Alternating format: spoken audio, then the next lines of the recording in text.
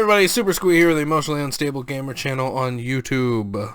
Even more big list time coming right up. Oh, I realize though, I need to do that, and I also need to flip my page on here so I can keep track of where I actually am and where to stop. I laughed my ass off. What an amazing, fun film. Stu is the best boy and deserved everyone's love forever. I hear there's a TV show. I hope it's at least just as fun as the movie. Fuck, man. I can never pronounce his name, but like, Taititi, Waititi or whatever, the guy that super cutie pie that he fucking did Thor Ragnarok and a bunch of other cool shit, like, I believe he's the creator or the director or whatever of this, and I just feel like anything he's attached to, there's so much fun and amazingness involved. He plays a character in it as well.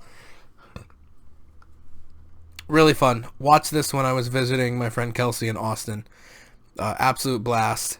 I still want to watch the show. I still haven't. I've seen some like little trailers and snippets, and it looks really funny. But it's hilarious. It's like vampires living in Australia, like just doing day-to-day life, like vampires in the modern age. You should totally go check it out. It's a fun ride. It is quite fun. So, Neon Genesis Evangelion. Some notes for sake of my list. I'm counting the series and the End of Evangelion movie as one entry. I actually watched a really good fan edit that puts the last two episodes and the movie together. I feel like more people know of and joke about Evangelion than have actually seen it anywhere near completion. Shinji ends up not really being just whiny, and tons of the other characters I had vague memory of weren't as black and white as I remember. There are so many relatable moments that resonate and make you feel like, hey, me too. And if you don't watch the End of Evangelion movie, then you're missing half the ending and what's going on. I also love and hate how some of the things are just really ambiguous, like, who's to say?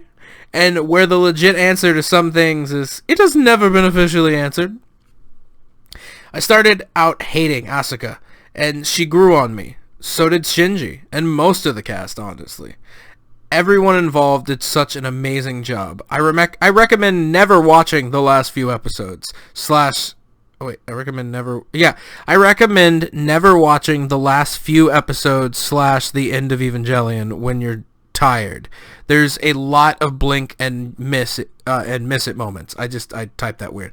Basically, what I'm saying is if you're really tired, don't watch the last few episodes and the movie, The End of Evangelion, because there's a lot of shit that you could miss from like being too tired and not paying complete attention. I also want to say how awesome it is that because of how the ending explains things, the rebuild films can still exist in the same continuity as the original. Not that they have to, but it kind of fits with the Eva lore. That's all I'm going to say. If you like anime and like you're not going to be like a fucking shithead because it's Evangelion and you refuse to watch it, like, go fucking watch it if you haven't. Netflix's dub is not bad. The sub is good too. I prefer the dub just in general. I don't think that a ton of it is that bad, honestly.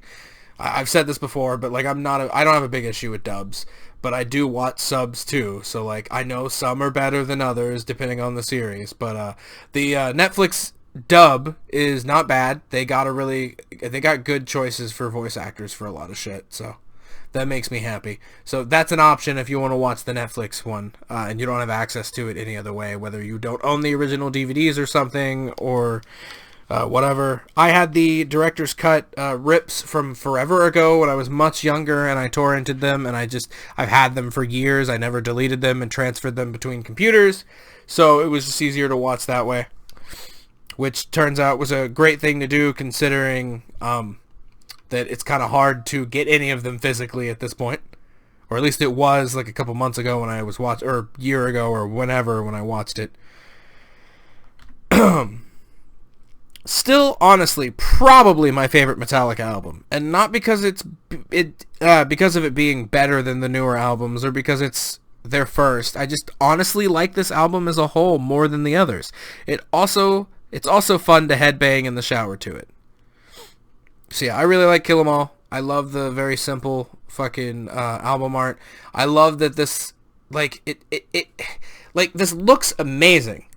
But it's like, I'm wondering, like, this was so early on with them, like, I want to know the story behind, like, how they created this album art, like, honestly.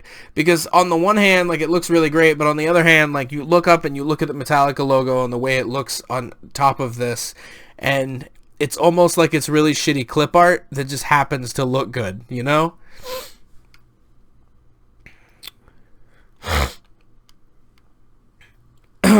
Quote, "Thing is, you don't fucking know me," end quote. I couldn't help myself, even though I sang that not the greatest. I really love Matt and Kim. I believe that I have another Matt and Kim album on here that was way before that I had put on that I finished. But Matt and Kim is one of my favorite groups, like my favorite bands. They're a lot of fun. Their concerts are spectacular, and this is my favorite album by them. Majority of the songs that I love the most are on this album. Ooh, excuse me.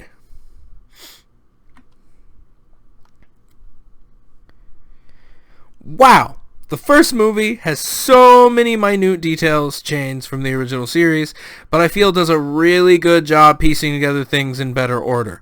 They also did a great job making the fights seem like they had higher stakes. This animation is gorgeous, and even let the CGI have a pass, considering this movie is from 2007. I do feel like if you haven't seen the original series, you will be a little bit bamboozled and will have a much more enjoyable time if you are familiar with the source material. I feel strongly about that. Like, I honestly think that, yes, you can watch these movies separately, but even just from watching this first one, I feel like you will get way more enjoyment if you have finished Evangelion. So if someone is like, blah, blah, blah, like, you should watch these movies instead of the series, like, I don't agree with that. If you want to do that. You're your own person, but I don't agree with that, and I don't think that it's a good place to start, especially because whether it's intentional or not by the creator, these movies technically, I feel, take place after the original series. First time I actually, like, sat down and paid complete attention to this movie, and damn does everything hold up. And it really, really, other than the final song they play, doesn't feel like a 90s movie. Many kisses to all the precious babies. Also, watching this made me realize all the little head nods I missed in Valerian. So, great movie, great sci-fi shit, really good fucking performance by Bruce Willis and, like, literally everybody in here. On this front cover right here, the person to the right of Bruce Willis, I can't remember his name off the top of my head.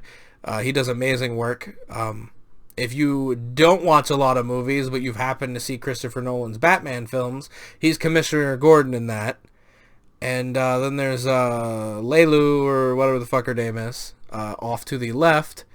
I don't know why I'm spacing on her name right now either, but she plays Alice in, like, all of the Resident Evil movies, and she was in, like, Ultraviolet, and I think she's going to be in that new Monster Hunter movie that's, like, by the same guy that did the Resident Evil movies. And, like, she seems cool and all, but I feel like it was just this era was where she was building up her career and was, like, acting way more. So I'm wondering if she just decided to stop acting, or she wasn't getting jobs, or, like, I know she had a kid or several, so maybe she just decided she didn't want to act anymore. Who knows? But this movie's great, and everybody does a really good job. I like all the characters in it. I like the actors. Even up to the other day when I watched this, I never really had an interest in seeing it. I was just kind of curious, but I just didn't know what to expect, and damn was it a wild ride. Very cool direction to go, and I really enjoyed it. So, like, even if you have no interest in this film, I feel like it can be enjoyable. Like, I know there are some people that just watch movies. They just watch movies. It doesn't matter if they're good, bad, whatever. Like, it's like watching TV. You watch what's on. Like, if you happen to, like, see this come across your direct TV, like, on a channel or some shit, or, like, you know what I mean, like, on a TV channel, not, like, actually paying for pay-per-view, or it's on Netflix or Disney Plus or something, like, give it a watch if you don't know what to watch and you just want something. Like, it's pretty tame. It's not, like, too sad or serious or anything, but it's a cool little, like, difference of, like, Winnie the Pooh shit.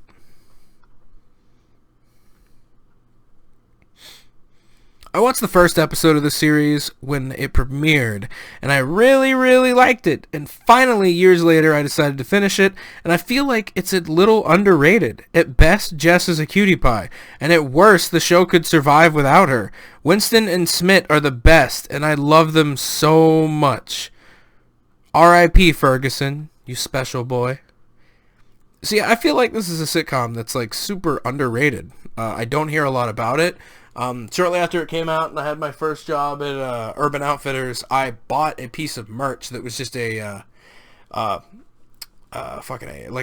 piggy bank, a coin jar, and it was the douchebag jar. And I never used it for coins, actually. I just kept filling it with what the fuck, my brain, candle wax from wax melts, so I could make like a cool little art piece that just sits on my desk over there. So yeah. Yeah, I get people complaining, comparing this to Bird Box and The Quiet Place, but they really aren't that similar other than like monsters and horror and whatevers. It's got problems, and once again, it is interesting enough that I want to read the book, but I don't think it's all bad for the most part. The pacing is even alright, but then you get to the end and it feels really rushed and like dumbass moral that makes sense but is kind of lame how presented. This would have made a great like 2 to 3 episode miniseries just to give it more time to explain things and make the series have a good, well-written beginning, middle, and end. Oh well. Love the actors though. Okay, so I only know her from 2 things on here. So I know her from the girl here is she plays Sabrina in the Chilling Adventures of Sabrina the Witch, and then man really doesn't need an introduction unless like you've been living under a rock. Fucking Stanley Tucci. Like I feel like the acting was pretty great in this movie. Excuse me. The gist of the story is basically like they break up in a cave, and there's like some subterranean like sect of like tiny pterodactyl creatures basically that were like locked underground, and they get let out, and it kind of like fucks with the whole ecosystem of humans because they attack shit that like makes noises. So like a bunch of people just get like fucked real quick. I think it's much better than Bird Box. I don't know if I'd say it's better than Quiet Place, but I wouldn't say it's worse necessarily. Like it's just on like even playing field. Like it's different enough. It's its own thing. I don't want to compare them that way. One of the problems that I remember hearing people having is that the homegirl's character is like she's a deaf girl, and they were like, well, she doesn't do a god like blah blah blah, like it should have been a deaf person playing the deaf character. And I don't always agree that like a person that is the thing should play the actor. I think that is preferable. I think that's a good way to do things, and people can feel slighted that way, and that there is a good sect of like, you know, deaf actors or like paraplegic actors or like gay actors, whatever, you know what I mean? Like they or like just in general, like it's like you've got options. You've got options for shit like that. And it is a little weird that they just cast her. Maybe she was just available. Maybe like the script got rewritten at some point, or they didn't want her to be deaf and like changed it at the last minute. Because I feel like a huge part of this movie, it doesn't really matter that she's deaf. Like honestly, they do explain it away where like she doesn't have like a speech issue like some deaf people have, because she became deaf later on because of like a car accident. So it's not like she was born not being able to like hear herself speak or what, because I don't know how all that goes. I'm not trying to be insensitive here. It makes sense to me that if her accident happened later, like she's not going to talk the same way that we typically see deaf people talk, because she wasn't born that way. It was like a later accident, so she already spoke like how people who aren't deaf speak. So I don't see it as a huge issue. Maybe they just couldn't find a deaf actor in time or something, or they just chose not to. I'm one of those people that I can swing either way. I feel like it's good to use certain characters for certain things, or certain people who can represent that better. And it also, I think it's good for representation. You know, you put a deaf person in a deaf actor in a movie, and like portray them well, then it's like you're showing, hey, deaf people can be actors and do a good job, and that's good. That should happen more. Just off the top of my head, like a prime example of this that pisses me off. It's a dumb thing, and this goes off on a small tangent at the end here. After this, we'll be done with this video. But I've never seen the movie like Gods of Egypt. But my biggest issue I have with that movie is that I know they're gods, I know they're fictional, but they're Egyptian gods. So why is it when we have so many great fucking actors from that area, maybe not just Egypt, but just in general, like over there in Africa, like in that area, that could have done amazing jobs, that are amazing actors from the region, but it's like a bunch of white people like spray tanned hardcore, and I didn't keep close attention, so I don't know if they're all white.